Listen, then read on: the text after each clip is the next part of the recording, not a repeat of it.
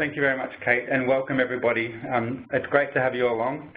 This is our 10th and I guess final WebEx for 2016. However, we want to stress that the WebEx series is continuing through. Our current series is due to end at the end of our current financial year, which is going to be March 2017. But it's absolutely fantastic that we've got colleagues from NHS Lothian sharing their experience this afternoon. So again, a very, very strong warm welcome. We'd like to welcome two others that may be joining us for the first time. And so for those people that are here for the first time, just to reiterate, the real aim around the whole WebEx series so far is to support the learning and sharing between boards regarding reducing medicine's harm across transitions, considering everything from a whole system perspective. So we really want to focus the questions around what is our theory for improvement and what tests of change have boards undertaken to really drive that improvement to make things more reliable. And over the past 10 months, we've heard from a number of boards. But before we move forward, I just wanted to kind of reinforce the fact that if you're not presenting today, your phone line is going to automatically be on mute. So we really, really do encourage you to use the chat box as a way to communicate with us today. So if you do have any questions at all, please feel free to write them in and send them through to the chat box, because my colleague Catherine is going to be monitoring that today to pull out the questions at the end. We're also going to be giving you an opportunity at the end of the presentations from Lothian. We'll open all of the lines and you'll be able to have some open discussion, again, for any questions that you do might have to be asking our presenters. So please do use the chat box. Encourage you to, again, introduce yourselves, let us know where you're calling in from, and if you've got other people in the room, that'd be fantastic. So for those that have not used the chat function before, please do select the chat icon, which is at the top right of the screen, and make sure that you select all participants from the drop-down menu. There is ability to chat privately, but we do encourage any conversation you do with something that everybody can see and share with you. And as we've mentioned before, this WebEx is being recorded, and we'll make this available on our website at the end, potentially by the end of this week. So medicine's reconciliation is supported by a national driver diagram, which is really our theory for improvement. And I'd encourage everyone today, as you hear from NHS Lothian, to think about what their improvements might be linked against. Some of our primary drivers being person-centred care. Are we dealing with leadership and culture? Or are some of the activities that they're going to be sharing today really focusing on the importance of teamwork, communication and collaboration, really to then support the effective, safe and reliable care? And maybe there are some issues around systems and IT infrastructure that they might touch on as well. But equally asking yourselves, how does that relate to where you work? And I would encourage for people who have not had a chance to look at our driver diagram, it's freely available on our website. So for those that were with us last month, we heard from NHS Highlands, and it's fair to say there was a really, really strong message around the importance of systems thinking and looking at process mapping and to support some of the work they're doing, particularly in the community pharmacy section. And they also were able to present a unique approach of testing My Medicines wallets in the context of involving patients in their own medicines management. And again, the recording of that WebEx is available on our website. So without further ado, I'd like to pass over to our colleagues from NHS Lothian, and I'll pass over first of all to Gillian Fulton, and I'll ask Gillian if you wouldn't mind introducing yourself as well as we start the presentation this afternoon. Hi everyone, can you hear me okay? Indeed we can. Great. My name is Gillian Fulton and I am a Band 7 pharmacist working in acute medicine at the Royal Infirmary in Edinburgh. And just to kind of mention, certainly in Lothian we have been collecting data across the whole system, but today I'm just going to talk about some of the work that we've been doing in the acute adult setting at the Royal, and particularly around discharge. In acute medicine we have been collecting data on admission since around 2008, and I think it would be fair to say that we've had quite a variable journey over the last few years, and you'll certainly see that in our next slide. And I think this is mainly due to key individuals perhaps moving on and losing some of the momentum that we had gained. Just to give you some context, our medical admissions unit is one of the busiest in Scotland, with over 80 admissions every day to just a 46-bed unit, so our average length of stay is only about 17 hours, and we do have a very high turnover of medical and nursing staff. We then have two 36-bed general medical wards, and they have an average length of stay of around 5 days, but we do have a lot of kind of longer stay complex patients as well, and also ICU step-downs. We've got really fantastic pharmacy technicians, and they do MedRec, but they also look at every single set of notes first thing in the morning each day, and that's to help us identify our high-risk patients and to prioritise who actually needs seen by a pharmacist. We've got a technician to pharmacist referral tool and also a pharmacist triage and coding system on track based on clinical risk and when we need the patient to be seen again. We do have ECS MedRec embedded within TRAC, which has significantly kind of increased our use of ECS, but I do think we have perhaps become over-reliant on it as a source, and that can certainly cause different problems. Our MedRec paperwork in UPR is also outdated and kind of no longer really fit for purpose. We do ask doctors to staple the completed ECS into the UPR, but in reality this kind of rarely happens, and often the ECS can be hard to find. We also had an OPA inspection in August of this year, and this highlighted our MedRec processes and structure as a priority area for improvement. So this slide shows our overall compliance with MedRec on admission in our admissions unit, starting in April 2011, I think, when we started entering data and quids up to July of this year. And I think it's quite interesting to see the peaks and troughs in the data, and you can really see that where we have possibly taken our eye off the ball a little bit over the last couple of years of collecting data, our performance has reflected this. In terms of our more kind of recent journey, I attended the SPSP Medicine Safety event in Glasgow earlier this year, and I was really inspired by a lot of the great work that was being done by kind of others and other health boards. So this really gave me the drive to kind of take a more proactive approach within my own area and also apply for the fellowship, which I started in September of this year. Kind of on the back of the medicine safety event, we also decided as a board to set up a Lothian-wide Safer Medicines network, and this was to try and promote a kind of a more collaborative approach to our working, to share ideas and really try and kind of get us thinking about the whole system. We're also in the process of re-establishing some site-wide MedRec groups to feed into the Safer Medicines network and also the ADPC. So I think really for us a lot of the work at the moment is really kind of going back to where we possibly were 2 or 3 years ago and kind of trying to take things forward again. We do have consultant and pharmacist-led teaching, but this is something we're planning to look at going forward and see how we can perhaps do things a bit better in that front. In acute medicine, we've increased our data collection from collecting data on 20 patients per month to collecting and reporting on 10 patients per week. And this has really given us much more dynamic data, and it's actually been a really positive step for us as a team and given us a lot more ownership of our own data. So we're now collecting data on admission, transfer and discharge in acute medicine at the Royal. So we started our project looking specifically at MedRec on discharge, and when I was looking for examples of good practice, this WebEx forum really was the first place I looked. So I just wanted to thank David and the other health boards for this really kind of fantastic resource. I also wanted to mention the Specialist Pharmacy Service Best Practice Resource and Toolkit, which is just on the right of the screen there. For those of you who may not have seen it, it's endorsed by the Royal Pharmaceutical Society, and it's got a lot of really great links, not just resources in England, but also North America, Canada and Australia, so it's a really good place to look for ideas if you're looking for inspiration. And I think for us as a board, kind of going forward and very much with the project that I'm involved in, it's about kind of going back to basics with CMO letter and doing a bit of a gap analysis and just kind of seeing where we're at and what we need to do to try and take things forward. I have included the MedRec drivers diagram for this project. I'm not quite sure how clear that has come up on your screens, but I think that was some of the feedback from previous WebExes that would be useful to see this kind of thing. I just wanted to kind of mention that this was not something that I found easy to do, but I found it a really helpful exercise just to kind of get me to think really through the problem, and it really made me see how dependent on people the success of the system is, and you can see that by how many kind of arrows are going into that yellow section in the middle.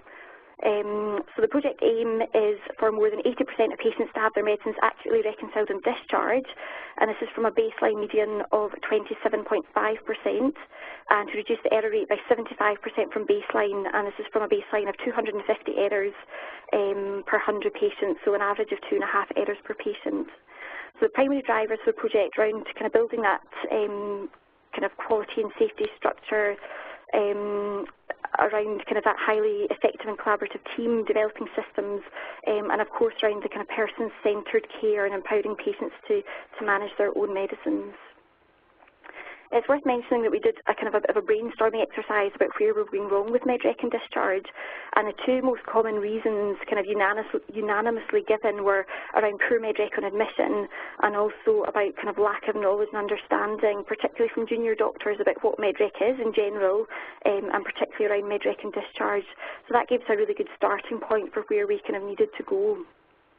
We then used the driver's diagram to kind of generate discussions within the team and did a prioritisation matrix just to kind of look at our change ideas in terms of benefit and effort and get an idea of what our quick wins might be and also what was definitely worth doing but perhaps was going to take a bit more effort. So we decided our initial priorities going forward was around kind of updating the ideal template, which we originally thought would be a quick win but is perhaps kind of a little harder to do in practice, making the LearnPro module compulsory for all new junior doctors working in acute medicine, and that we have started just this month, improving our induction training, and I think very much the kind of focus of this project going forward is around improving the structured documentation and communication of medicines information from admission right the way through to discharge. When I was shadowing junior doctors who were writing IDLs just to kind of get a better idea of what was going on, I realised kind of how hard it was for them to find out, one, what changes had been made to medicines, and two, kind of why those changes had been made. So again, this was something that we wanted to kind of really focus on going forward. So this is a medicines management plan that we've put together, which started off kind of life as a sticker in the Cardex and has evolved into this plan. So just kind of running through it, it starts off kind of stating what we expect of them in terms of the MedRec process and admission, and then captures some of the information around insulin and warfarin that is often difficult to get from the ECS. And it then gives us a kind of formal place for documenting any MedRec discrepancies admission or any prescribing issues at all that need review, and then captures the changes to medicines and the reasons for these changes.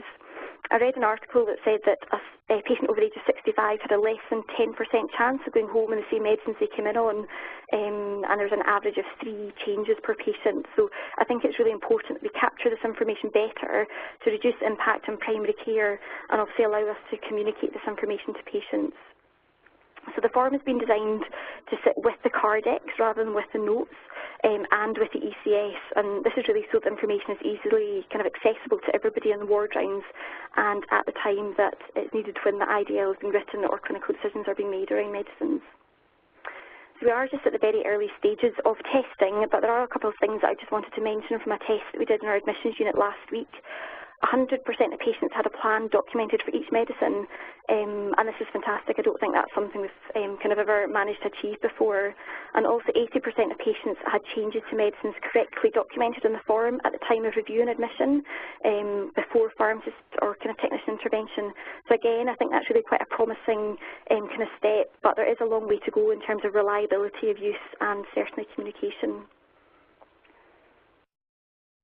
In terms of our discharge data on Ward 27, I collected 10 weeks of baseline data, and I've just started to make some kind of changes over the last 4 weeks. So it's kind of very early stages for us, but hopefully we are kind of starting to see some small changes coming through in our data. We started filing the ECS in the Cardex rather than in the notes. We've been testing the medicines management plan at ward level, and I think kind of what's been a bit of an eye-opener for me in particular is I've actually stopped correcting errors myself as a non-medical prescriber, which I think was something I kind of did to make my own life better and kind of easier. It was just easier for me to correct the changes, but actually giving that real-time feedback to the doctors I think has had a really positive effect. It's worth mentioning at week 10 there, the ECS was down for a whole week, which was a bit of a disaster, and you definitely saw the impact of that on both our admission and discharge data. So just kind of breaking these things down, the kind of list of medicines and changes documented have both been kind of consistently above baseline for the last 4 weeks, which is really quite promising, and potentially some improvement there in terms of our allergies being accurately documented. So in terms of the overall compliance, hopefully we are, as I say, starting to see some change coming through and perhaps some kind of special cause variation. I had originally wanted to collect potential risk of patient harm as an outcome measure for this project, but I didn't really feel the data was perhaps telling us enough. So I started collecting data on error rates instead a few weeks ago, and it just seemed to be a bit more sensitive, less subjective, and I think it's possibly telling us a little bit more than maybe some of the other measures we're doing.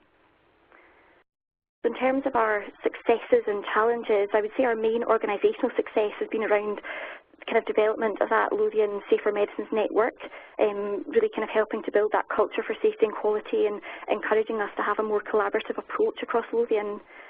In terms of the discharge project that I've been working on in particular, I think the multidisciplinary engagement has been really fantastic, particularly from the consultants. I would say I've got 4 really engaged consultants on board with the project, as well as a fantastic pharmacy team, nursing team. I've got a nurse wanting to do her management project on this work, and also a 5th-year medical student, so all really positive. But I think one of the main things is actually feeling empowered to own our data and to do something differently, and that's been a really positive step, not just for me, but I would say for the whole team. In terms of the challenges, I think like most boards, it's around that kind of sustainability and spread, around sharing our data. The measures and quids unfortunately don't reflect the CMO letter, and certainly collaborative working within our own settings, but also kind of across interfaces as well. But I think our kind of biggest challenge in Lothian for us is the fact that we don't have a formal MedRec policy that gives that kind of clear structure and defines roles and responsibilities. So I think that's definitely something that we will aspire to going forward. So, kind of key points for sharing around some of the track template work which Ilsa will go on to talk about. Medicines Management Plan, we would love to know more about the NES Learn Pro module, and if any other boards have made that compulsory for junior doctors and any success with this. Also around kind of reliability of communicating changes to medicines to patients, and particularly from boards that operate a one-stop policy, we'd love to hear about that. And any other boards that have actually involved patients in kind of MedRec working groups and any successes with that. And I wanted to include this last slide just because I think it really kind of does reflect kind of the work we're doing with MedRec, and I think success really will come from doing kind of lots of small things in a great way rather than doing kind of individual big things. And that's me. Thank you. I'll pass the ball back on. Thank you very much, Julian. Are you happy to pass the ball then? I think that should be it. That's brilliant. Thanks very much. Thank you. We move on to our second presenter from NHS Lothian, and I'm just going to pass the ball to Elsa. Can you just let me know that it's come through? I think that should be fine. Thank you. Thank you very much. Hi, so I'm Ilsa Howe. I'm one of the acute medicine consultants at the Western in Edinburgh, and we have a couple of people that helped with this presentation, so I should say thank you to them as well. Eleanor Morrison, who's here with me today, and Claire Gordon, who's one of the doc consultants, and Sandra Nash, who's one of our pharmacists. So I thought I'd do a little bit about where we've done with our MedRec on admission and the challenges we face with that before going on to the main bulk of what our new project is. So unlike the Royal Infirmary, we've moved to a paper-light system, which means that we don't write on paper anymore, so we have to do our medicines reconciliation as part of our generic Clarkin document on the computer. This has brought lots of challenges to us to try and find ways to remind the junior doctors about the elements that are required for this. So earlier this year, we developed a / code, which is what we use to bring up kind of predetermined text into the system, and we've got a / medrec, which basically brings up what you see on the screen into a template box, which asks you to delete the relevant sources or keep the sources that you use. It also highlights the importance of including the medicines, their dosages, their frequency, the route, and really very importantly, the stop, hold, continue. We're also, again, very keen to remind our junior doctors about over-the-counter medicines and the recreational medicines that they might not have asked about if not prompted. We, again, same, have been collecting data for quite some time, and I think, as Gillian said, the changeover of doctors and nurses and pharmacists does impact on how that happens. We made a very positive step last year when we started putting a push on it around about November time and got one of our pharmacists to take over the data collection, not to put doctors down, but often we're not quite as particular about it when we do it, and often weren't looking at things in probably as much detail as the pharmacist was doing it as well. The interesting part about that is I now have a very reliable way of the same person collecting the data, so I know that there isn't any bias or any variability with the result of that, which is often one of my things I thought when different people were collecting it, when junior doctors changed over or a different person took on the project. I don't have to rely on that. Obviously, you can see our variation, and I've highlighted that our junior doctor changeover does seem to plummet our total compliance with the admission MedRec. The short code induction came in June this year, and we had seen a bit of improvement, obviously until junior doctor changeover. What I can tell you is I decided to go and do a small metric audit with one of the pharmacists today just to see where we were, because we didn't have December's data yet. And actually we've seen that with the junior doctor changeover and teaching them again as the day they started, I've seen a massive improvement from the 2 doctors in particular that were taught by myself. We've got a 40% overall compliance just now. We've got the list, so if I show you the breakdown of each bit. The green lines are a list of medicines in our UPR. We've then got the purple being our stock pool continues being documented, 2 sources in blue, and the list marching the Cardex in red. That was November data. As of today, our list is up to 80%, our 2 sources are up to 60%. Our stock pool continue, still not good enough, but 45%, and a list matching of 70%. So I think we have seen a slight improvement over the last week, particularly with changes of doctors and trying to influence this and basically not letting them find another way around it, teaching them this is the way we do it. With regard to our new project, we found that we want to try and improve the discharge profile, and I went to see a presentation when I was at the 6 Essential Actions workshop, and Paisley and Ian Keys presented on what they'd done to try and improve their discharge IDLs, and it looked so impressive. I came straight back and started trying to do stuff to try and improve ours. So basically, I listened to what they said, I learned what they thought, I had a chat with their team. We realised we were doing something very similar in our, we call it trolleys area, but it's a kind of medicine admissions area, but we take 999 ambulances as long as it's in a GP, and it's a bit more like A&E than anything else. So our proposal was that in the acute receiving unit, our bedded area, so once you'd been actually admitted, we would implement a new, what we've called abbreviated IDL, so immediate discharge letter, for all patients who've been an inpatient for less than 48 hours with less than 4 medication changes, 98% of the time. So we wanted to know what the potential gain would be for doing this, and over the course of a weekend, we actually got data for every patient that was discharged, and one of the pharmacists went through it. So we had 19 patients who were discharged directly from the receiving unit within 48 hours of admission. 21 medication errors were found in the immediate discharge letters, and had we used an abbreviated IDL, it was felt that 20 of these were avoidable, something that I think is quite spectacular. Many of that was due to medication that should have been prescribed not being prescribed. We also found that 11 patients out of the 19 would have met the criteria to have an abbreviated IDL. We did however find that some of the paper notes were missing, so there were 6 patients that were discharged in that we didn't have information or all the information for. So I think what it said to us was that by using an abbreviated IDL, we may reduce the vast majority of our medication errors. We've also given you our driver diagram, which is by July next year, working towards having an abbreviated IDL for all patients who have been an inpatient for less than 48 hours with a maximum of 3 medication changes, greater than 98% of the time. Our real primary drivers were about improving the speed and efficiency of our discharge process, making certain that the patients had safe, effective care for discharge, and improving the accuracy of our medicines reconciliation at the time of transition of patient care. There are a couple of different elements to that through there, and many of it is again looking at similar areas that have done the same projects, looking at errors in the IDL, looking at the time taken to perform an IDL, and looking at the flow and the impact it has not just on the doctors but also the nurses and the pharmacists. So really the reason we wanted to do this is to try and reduce the errors and speed up the production of our immediate discharge letters, and I've got some data on that coming up. We want to reduce again the errors to give less adverse incidents for the patients and for us to have to follow up. And again, to try and improve staff morale, there's nothing worse than being told you've made a mistake and having to look into it. We wanted to reduce opportunities for MERS and MedRec, and again that was about not having to write every single medication down. And also about trying to make it better and easier for the patients and carers to be able to follow the letter, because all it would document were medications that were changed rather than every single medication they were on. We hope that that would then make it easier for the GPs to try and change their emergency care summaries, because again they would only be looking at medication changes. And hopefully by increasing the speed at which these discharge letters can be completed, then we would find that our pre-12 discharges would improve, and as we know that improves our compliance with the 4-hour standards for our receiving unit. So again, questions that we wanted to look at were what are the errors that occurred and how could we avoid them, how often do they occur, looking at how long it takes to do an IDL, what is the effect of poor MedRec on admission and the effect that this has on our discharge process, what is it that we do on discharge and how valuable is this for not just the patients but the GPs and our junior doctors.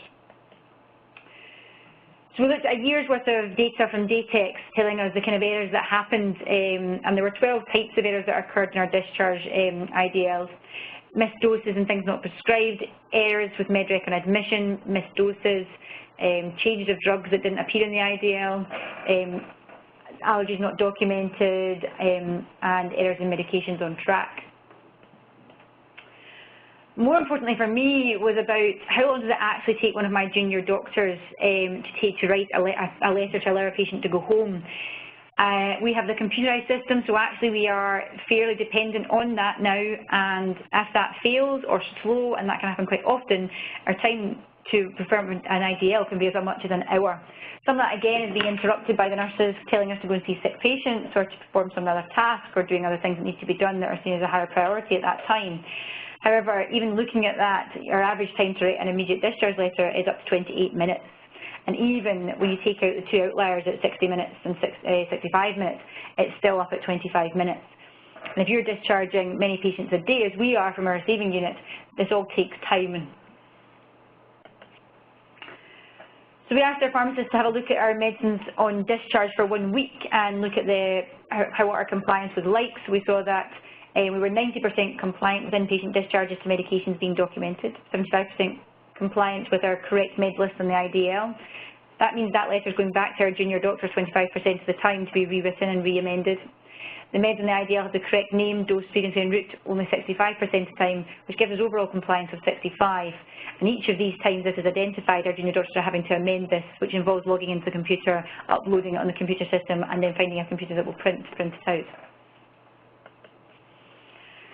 So to try and improve this, we designed the abbreviated IDL, so our track system, when you log into one of the communication boxes, you can put a /48 IDL and a space bar, and it will bring up what is our own, and the same as the Royal Infirmary's, immediate discharge letter for all sites. However, what we have at the top of that is a section which basically, I know it's quite small writing, but will basically say to the GPs that this is an abbreviated IDL as part of a quality improvement project. We will only be documenting medications that have changed. That includes starting, stopping, changing doses, changing frequencies, and it can only be 3 medication changes that are made. We've given them, as part of a safety brief, really that, but also given them 3 contact names that they can contact any time of day, and we've given 3 names because we felt that meant even if one person was off, somebody would be looking at that. We've been in contact with our GP colleagues. I've been to a couple of meetings to try and ensure they were happy with this, to make sure they were happy safety-wise, that by just writing our medication changes, that they wouldn't worry. And the feedback from them was that they often worry when something isn't on the list. Did we change it on purpose or did we just forget to document it? But with this system, they'll know that we've only put down the things we've changed rather than anything else. So the hope is by doing that, they'll find it easier. We'll find it easier to complete and faster to complete the form, and the pharmacist will again be looking at that. There were concerns that particularly out of hours, that the pharmacists weren't checking our discharge letters, that there could be errors made.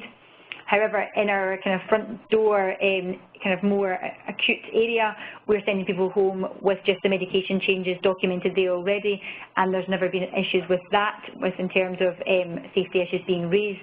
So the hope that this is not going to be an issue. However, it will be checked every single day by a pharmacist, and anyone discharged out of hours will have their form checked the next day.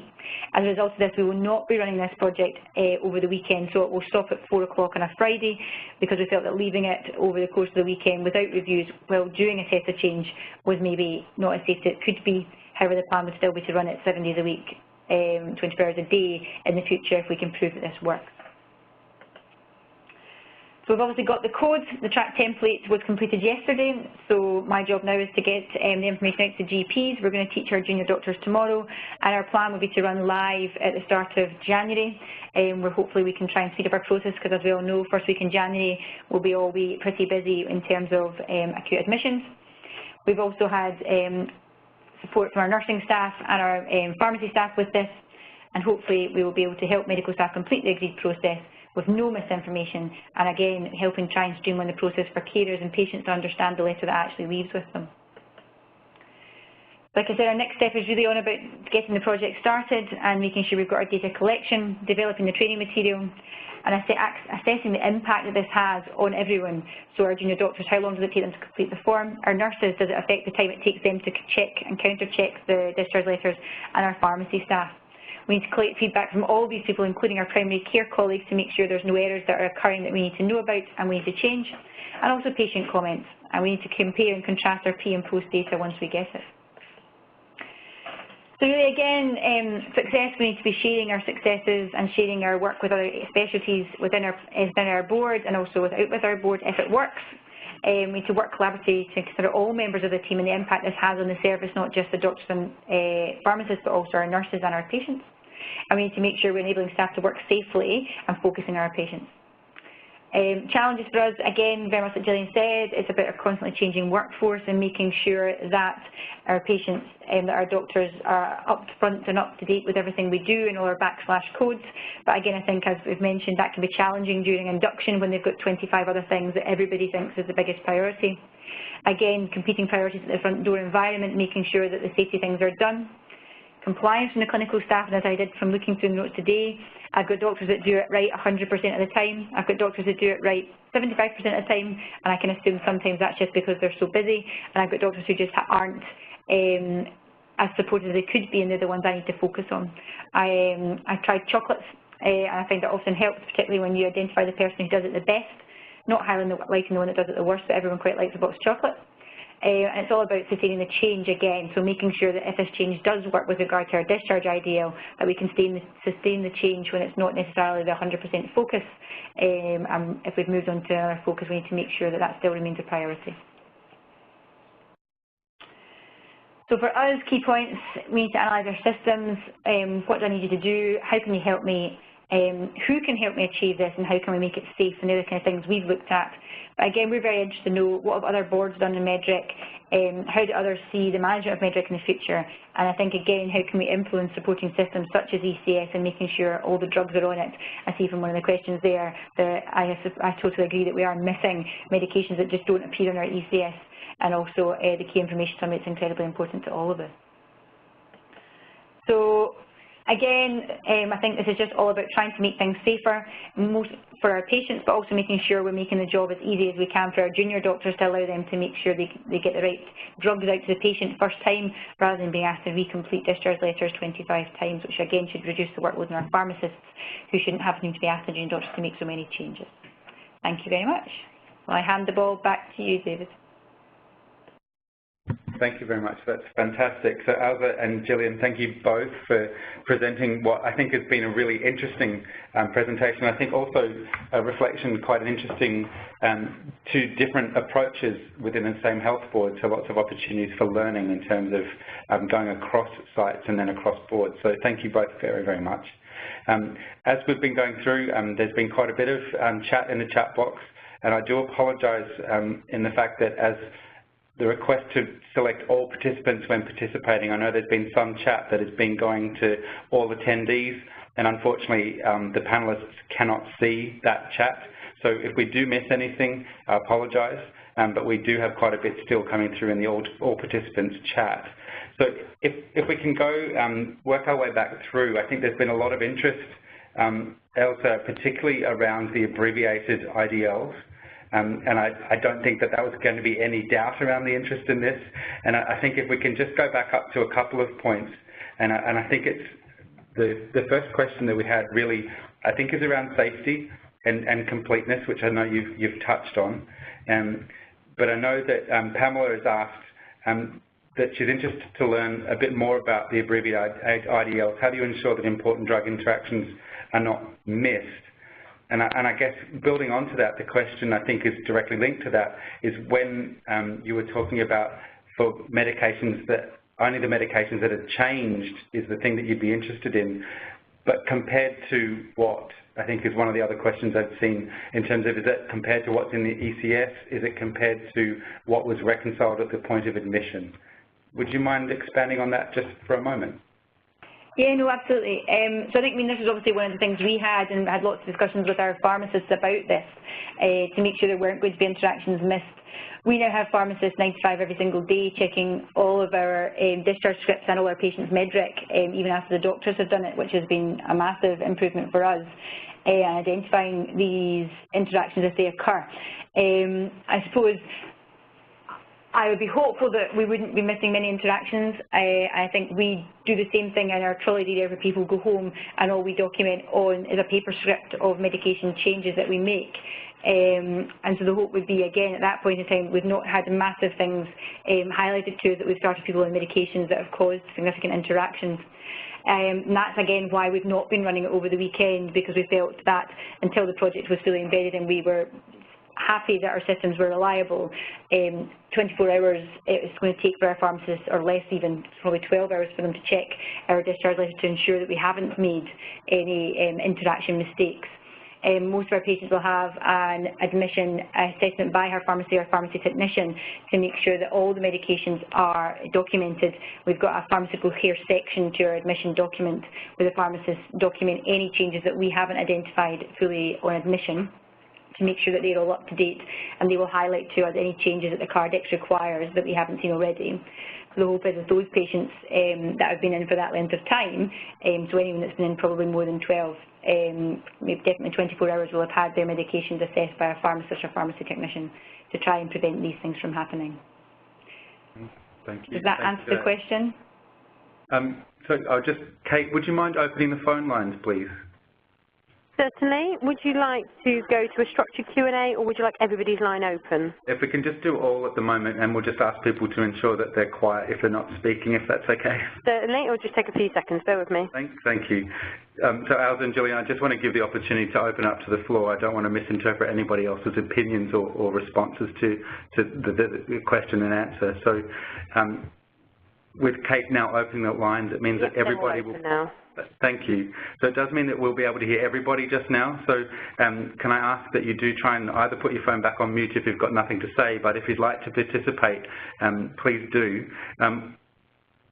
Pamela, does that answer some of the questions that you'd raised in terms of the drug interactions and I suppose we're in a fortunate position here in Ayrshire and Arran that it is actually very easy to put everything on the discharge letter. So certainly I would still be concerned that if somebody doesn't actually see the whole list of medicines, that there are potential things that will get missed. And also for changes, we sometimes change things, but we haven't because we didn't actually have the right information at the start. So to actually tell the GP what you've changed might not actually be a change.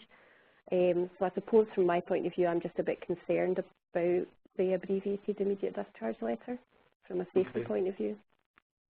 So Pamela, can I just check, when you said it's easy, is that, I don't want to assume, is it because you're working in a fully electronic environment? Yeah, because we've got HEPMA, I mean, literally anything that you want to put on the discharge letter, it's very just tick, tick, tick, or not tick. So it literally takes seconds to actually do. Okay. So I guess, Elsa, what this does confirm, I think there's a lot of interest in terms of the outcome of the testing work that you are doing with the abbreviated IDL. So can I just call across to Rachel? I know you mentioned in the chat box that there's some testing happening in GG&C as well. Hi there, am I off mute? Yes, you are. Yeah, that's fine. No, I know I think in the REH they were doing some testing, but they were only doing it, my understanding, on kind of specific patient cohorts, so patients that had been in sort of for less than 24 hours and there weren't really any kind of major changes. Is that the same here? Is it under, you know, is it just specific patient cohorts that they're doing the abbreviated IDL on, or is it wider than that?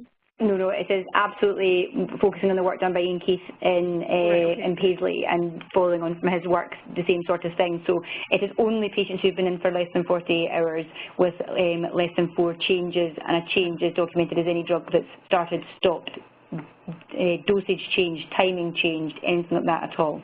All right, okay, that's great, thanks. Thank you.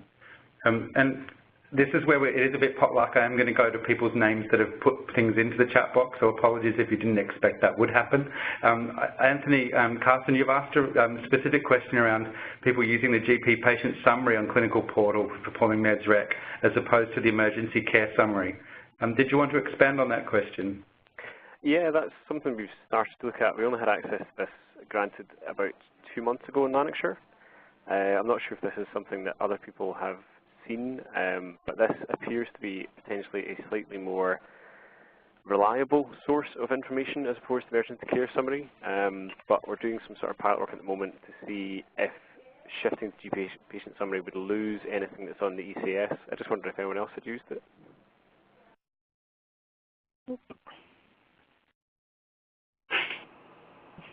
So Anthony, based on our experience of WebEx's, silence usually means no. It's very rare that people actually respond unless they have been doing it. So it sounds like you'd be a unique board that we could go to learn from. So out of ignorance, from my perspective, I'd be really keen to pick up on another comment or a question that was raised around some of the non-primary care-based prescribing that's not seen on the ECS. Is that likely to be then visible or at least referred to in the GP patient summary? Sorry, I don't know if you were going to ask me that question. I think potentially yes, it could do, because our GP patient summary seems to pull live data from the GP's EMIS system, whereas the ECS appears to be a central server where it is pulling information every so often. So potentially that might have avoided that problem if it was slightly more up to date. But as I say, we're doing pilot work, so I can't say for sure if that would have helped. Thank you for that. So this, again, it might be something to watch out for, because certainly, and I know there was reference to the CMO letter where it's quite clear around the recommended minimum of 2 sources, and the ECS is one of those. I just wanted to pick up on the comment, and I can't remember, Gillian, if it was yourself that referred to over-reliance on the ECS as a source of information. Did you want to expand on that in terms of, because I think we've heard that from other boards, and particularly when we've visited boards more recently, that there's a risk of the ECS just being put into the notes as the kind of reconciled source of medicines. Is that kind of what you were referring to? Yeah, very much, and I think it's kind of unfortunate the way our structure is set up at the moment, that they'll just write in our kind of unitary patient records CECS, and then sometimes you can't find the ECS, or the ECS is there but it's not actually being kind of filled in with the second source and the plan for each medicine. So I think for us it's very much about trying to kind of reinforce that process with our junior doctors and kind of going back to basics about what MedRec actually is. But particularly when we used or kind of tested the medicines management plan, it did seem to kind of perhaps help those process measures, which was quite positive to see. Okay, thank you for that. I'm going to go to Roger, who's in the darkest northern depths of Shetland, I believe. Roger, you've made a couple of comments, observations. I'm rather croaky, I've got a cold. So. Oh, I'm so sorry to hear that, to put you on the spot. Maybe we should keep you typing. But I noticed you had a few comments, and I just wondered if there are any particular questions or points that you'd like to raise during the WebEx. I think the first thing to say is that medicines won't appear in the ECS or in the GP summary if they're prescribed elsewhere, unless the GP actually puts them in there. We have a primary care pharmacist in the practice I work in, and they do that. And so if they know that, for instance, substance misuse are prescribing or mental health are prescribing, they will record that. But I would frankly say that's probably a bit hit and miss, and so there will be gaps in the ECS information or the primary care information as a whole. Okay, thank you for that. The other point I wanted to make was about the abbreviated IDL. There is a slight risk that if you only record changes, there are 2 risks I see. One is that if an error was made on admission medicines reconciliation, that will not be apparent, because all you'll be recording is the changes you've made. But if you didn't know that somebody was on a particular drug, we'll never know that. And the other, which is a slightly, I don't know if it's left field thing, that there is a slight risk that somebody might see this abbreviated list of medicines and assume that that's all the medications that an individual's on. So if you've got an abbreviated medical discharge summary, I think it needs to be very, very clear that there are other medications that this person is taking. These are only the ones that we have changed. I hope everybody can hear my croak. Yeah, I'm sorry that we put you on the spot with a croaky voice, but I do appreciate your contribution. Thank you. So, Elsa, is there any comments that you'd like to make in response to those? No, absolutely. So, I think at the moment, this is a work in progress. It's come from the work that was done in Paisley that seemed to have an impact. Definitely the errors that we've seen so far, that we've looked into a lot, have been errors of us missing drugs and not sending them home, and then the letters from the GPs coming back saying, did you stop this on purpose? Did you just not know they were on it? And there haven't been interactions with anything we have started. So at the moment, we haven't found anything that's causing harm. But again, that is why this is very much a contained project. There's a 4 or 5 line bit at the top of the abbreviated IDL now that says this is an abbreviated IDL, this is a test of change, please contact us if you want any other information. And there's even, like I was saying, there's 3 email addresses there that will be people who will be able to identify and come back straight away, 2 consultants and 1 senior pharmacist who will be able to identify those things. Obviously, if this is tested and we find there are errors and we find there are interactions occurring, the project will be stopped immediately. But I think it's something that seemed to work in Paisley and seemed to improve their discharge profile and improve their time to discharge. So I think it is something that's worth trying. Well, in the very, very, very forefront of our minds, being aware that if errors start occurring, then we have to do something about it. And that's why the IDL specifically states contact us immediately rather than waiting to have a meeting and get feedback from people. I want to know whether there are errors occurring the minute they occur, so we can, if we have to stop the project, we stop the project. And thank you for that honest reflection there. It's fair to say, based on the chat and the questions, there's a lot of interest in the work that you're currently progressing. So I'd be really keen that we are able to catch up with you to sort of learn how things do progress. And I think that's something I think a lot of people on the call would love to hear. David. I was going to say, I think it may be worthwhile, if that is the case, it might be worthwhile trying to contact Ian Case, who is the consultant who was running it in Paisley, because he's obviously a significant step further ahead than us, and he can probably give you more information about that. Thank you very much for that. I think, Arvind, was that you coming in? Yes. I was going to add that we've also been doing it, and Gillian, correct me if I'm wrong, we started this, about a year and a half ago or something, where we weren't typing in all the drugs. That's been on and off. Sometimes we are then told, no, you have to put them in. But we also use an abbreviated IDL, particularly from the primary assessment area, which is a GP referral area where they are assessed similar to the trolleys in the Western General Hospital.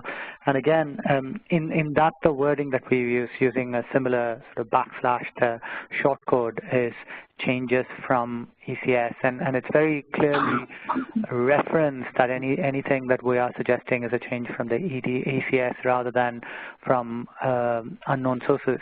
The challenge that people in the chat have mentioned that not all the drugs are in the ECS is definitely quite a big one, but I think for most of these patients, it doesn't seem to have been an issue so far. I don't know how individuals have handled each one of those cases where somebody might have come in on clozapine, for example, but the majority of patients who come in to medicine for admission and are discharged within 48 hours seem to be people who are not typically taking methadone or clozapine. Can I add just to what Arvind has said, the system that we've got at the Royal is that if somebody's in for less than 24 hours, there's no changes to their medicines, then we don't prescribe any medicines on the IDL, they just get the letter. But that's specifically for very short stay patients in a receiving unit with no changes. So yeah, that's maybe kind of slight difference. Thank you for that reflection. And again, there's some very interesting reflections as well coming through in the chat box, which I encourage people to make sure they read. I'm aware of the time, so I might just ask, are there any final questions before we bring what has been a really interesting and clearly engaging presentation to a close? So are there any final questions? I would just like to make a comment about the abbreviated discharge letters as well. And I think one of the good things for me is that it's actually being recognised that it's not an easy task to do an immediate discharge letter, because I think that's often underestimated by other kind of people that's not involved in that process. And interestingly, when you're saying 60 to 65 minutes is your 2 outliers, that can be quite common for that as well. I think we need to be careful as well, though, because we are talking a lot about junior doctors, etc., and I think we need to recognise that we do have other non-medical prescribers out there who will be, you know, involved in this process. So I just think we need to have that kind of wider multidisciplinary look at things as well to make sure we're capturing everybody. Thank you very much, Linda, and I appreciate your final comment there. So before we bring the session to an end, and Rachel, to echo your comments, can I just thank Elsa and Gillian very, very much for their presentation this afternoon. I think it's a really good focus on an aspect of MedRec that not a lot of boards have previously shared, the particular focus around MedRec on discharge. So it was quite interesting and good learning, and obviously a lot of discussion. Before we do close the WebEx, I just want to remind you, as we've said before, we've got another 2 WebExes scheduled for the end of the current financial year. So Dumfries and Galloway are next January, Tayside in February.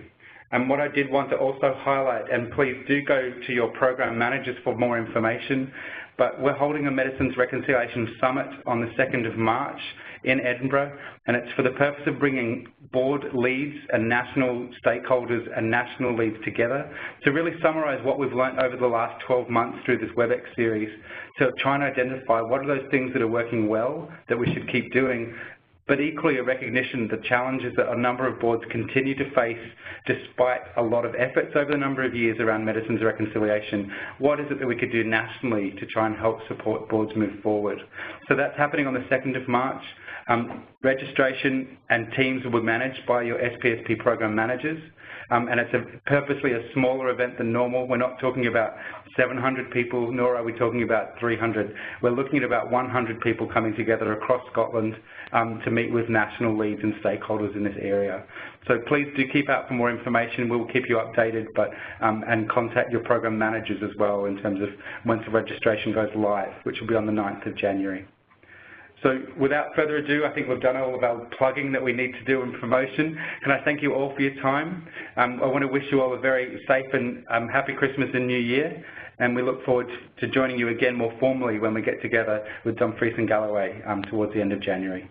Thank you very much for your time.